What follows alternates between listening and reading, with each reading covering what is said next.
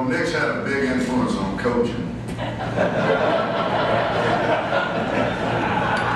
If he couldn't cuss, I told him, he had to use some body language.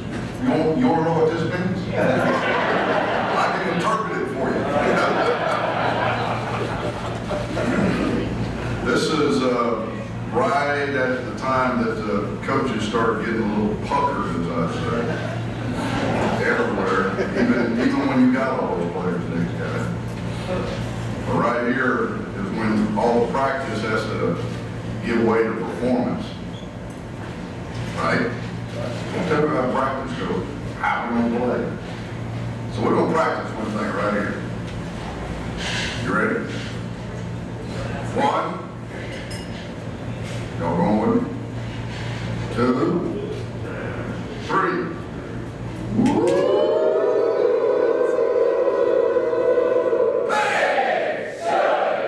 There you go. That's the first one, right? You guys that did it right, I'll see you after practice. You know, I guess this tour, which is a one-stop tour here, is to answer the trivia question, what happened after the civil game to Jack Crowe? And really, who wants to know? Let me tell you what happened.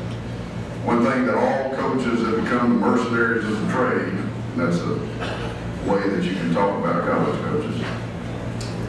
Jackson, the first thing he asked me, did I get my sons, who both went to school and played football here, high school, junior high football, did I get them back to where I could see my grandchildren at will? And I did. Check the box. I got my grandkids where I can see them anytime I want to. So you can check the box that one thing that happened, the most important thing that happened, is I got access to my grandkids. And my sons still talk to me. Next box. I won 100 games as a college football coach. That was one probably not many people ever get checked. And I have the biggest, next, and I have a legacy. And it's not coaching at Arkansas. It is the Coach Safely Foundation. So, I guess you could say I survived, moved forward. Those are the things that I remember that I carry on. But here's some stories for you, because I've asked everybody that I've been around, tell me what to do. So I'll just tell stories, Coach. Well, don't turn me on. I'm pretty hard to turn off.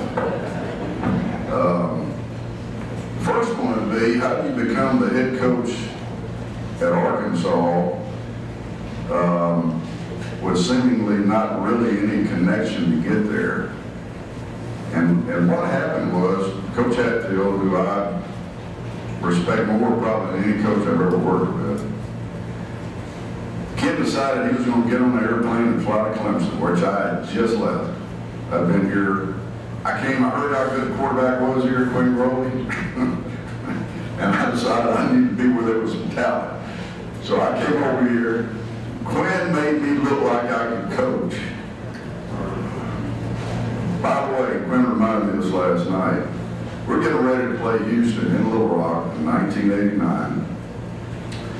Andre Ware is the hottest thing in football. He's going to win the Heisman Trophy.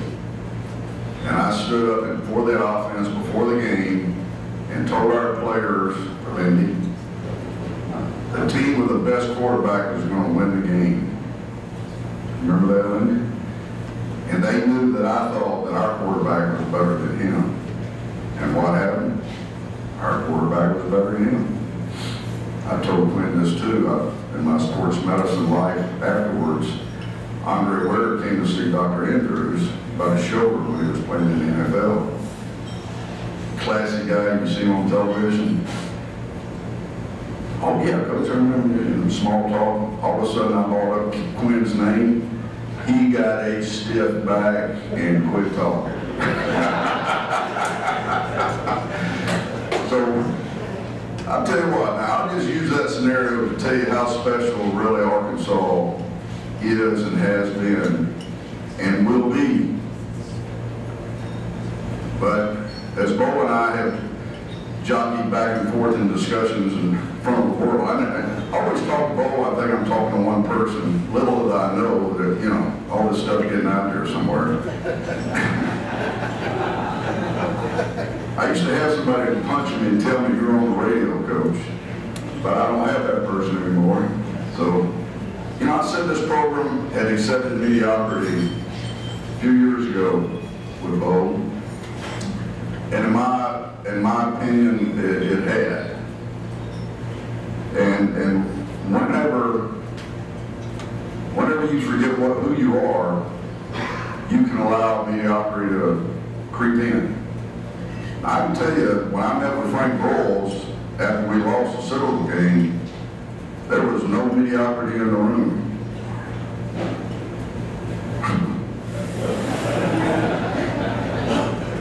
And two red-headed guys that were emotional. It was an explosion. Because neither one of us could accept mediocrity. And I've never been in a school I don't have a ring from, including, I've got the last ring, Quinn. We got the last ring to set a conference championship. Actually, Quinn's got two of the last two.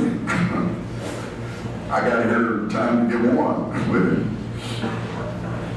But I'll go back to getting off that airplane. I'm gonna wheel a lot of stuff here, and I got no script, so look out. So I get off that airplane, and this nobody told me when I get off of it. Actually, Terry Don Phillips walks out there, and Ken wants me to go back with him, and it's just me and Ken getting on that plane flying to Clemson. And I don't have a good feeling about the whole thing, to be honest with you. Terry Don walks out there. Y'all remember Terry Don Phillips?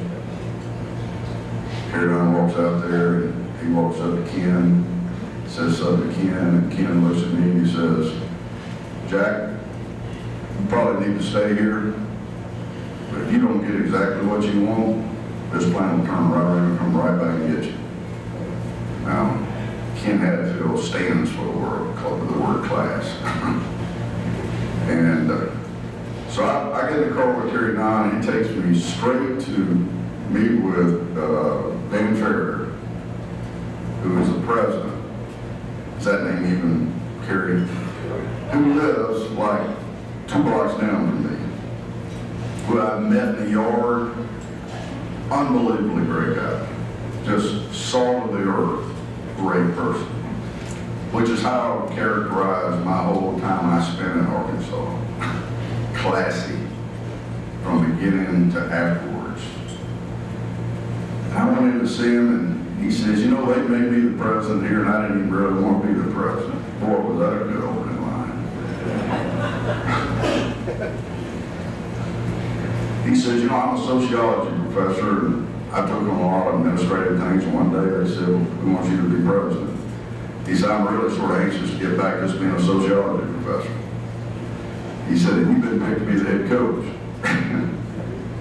First word I heard of it was right there.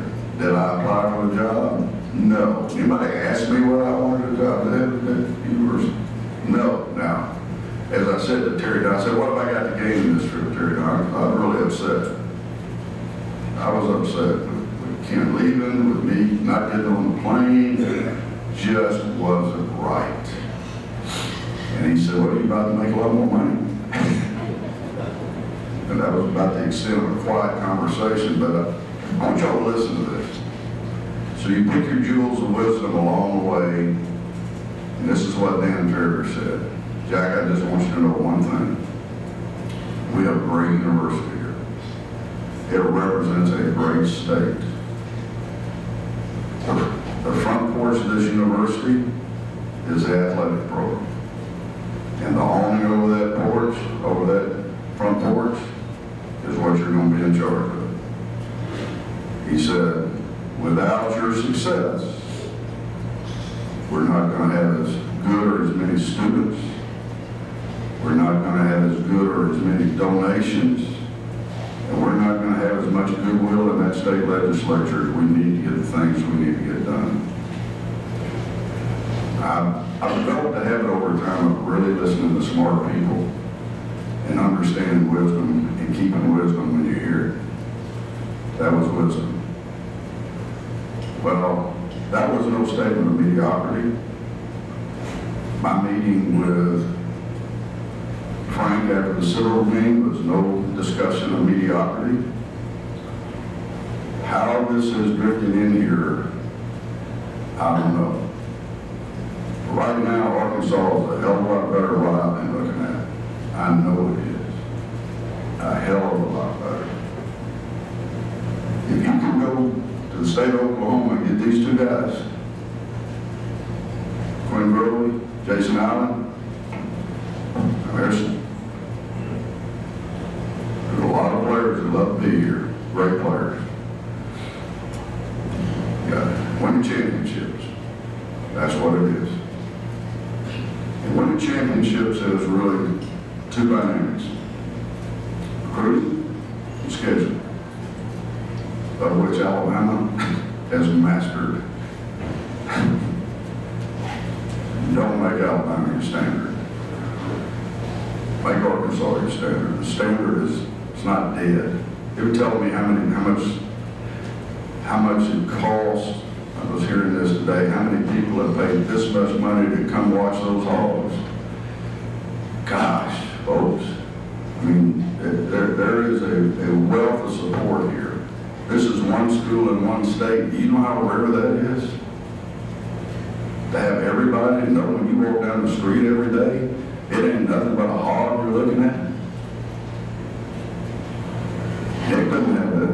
He got Auburn people trying to undermine him every day in every way they can. Now, when we left Southwest Conference, we created a heck of a problem. And Frank and I, he surprised me when he did it. Was it the right thing to do? Look at all that money that's being spent over there. Yes, it was the right thing to do. But here's what it did. It basically took Texas away from us as friendly grounds anymore to recruit. And it put us, instead of playing one Texas, the SEC has 5 Texases. Now you got 2 problems. Your recruiting just lost a powerful base, and you just started playing better teams. Is that enough in itself to accept mediocrity? No. No. And so, right now, I think you are looking at the result of maybe some, I mean, I don't know how this team is. I think that it suffered through all that. But I spent an hour, I guess, we were over there 45 minutes, talked with Chad, turns out, starting with Torinda, who held me up as a head football coach and the secretary. But I've known about half, probably more than half the people on the staff for 20 years or more. Got a good coaching staff.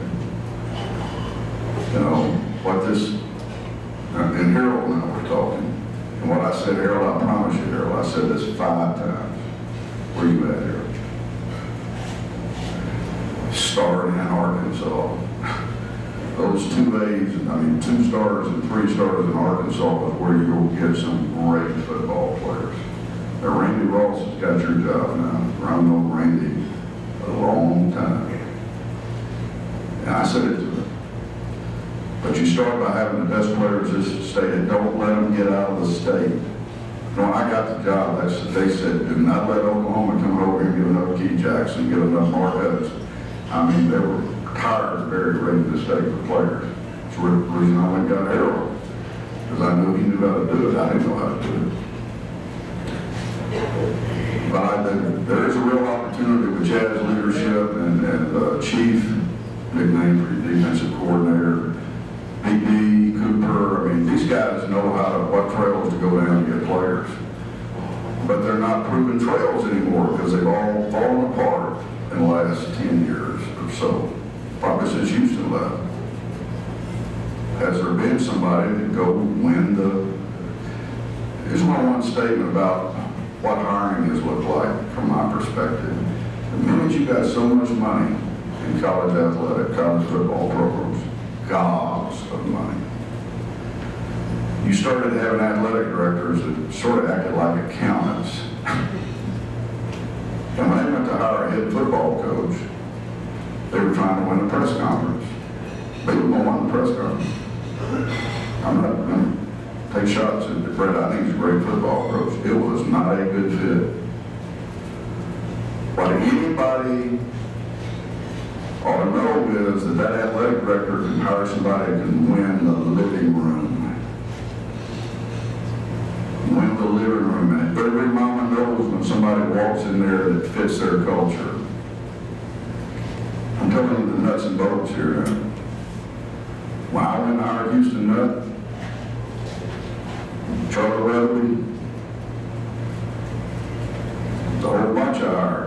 They could go get a mama to say, Coach, I want you to take my son to Arkansas. That's who I hired, right here. And we got them. Got a lot of them. This guy's going to do the same thing for you. All right? It's going to take a little while. But I say this. Unless Eastern Illinois shows up with a quarterback whose name's in a 0 or an O, you're okay. Because Eastern Illinois was in the league I was in, and we had the highest percentage winning in the league when I was there over 13 years. Except we played Eastern Illinois and they had Romo and Garoppolo. Stay away from the O's.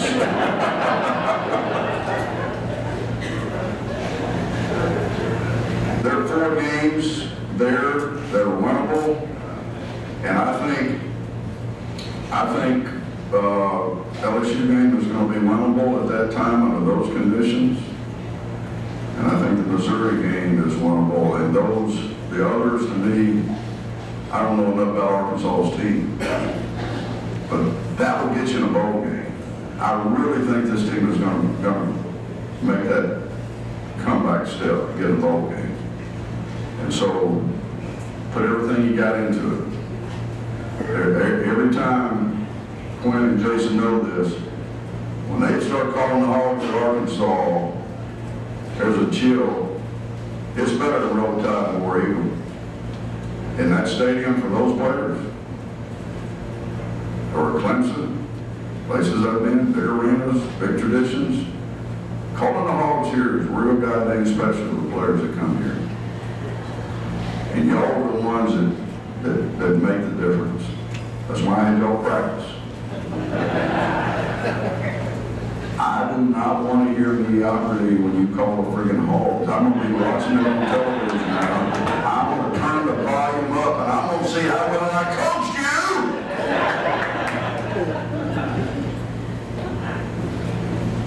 Will you call them loud? Will you call them wrong? Yeah. Will you call them when it's in doubt? Yeah. Promise? Yeah.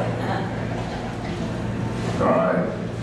Now, I'm told, as far as I can go, without getting into the weeds on some things. Now, if you want to get in the weeds on something, you have to ask me what weed you want to get into. So I'm going to open this up. Are we good, Bo? All right.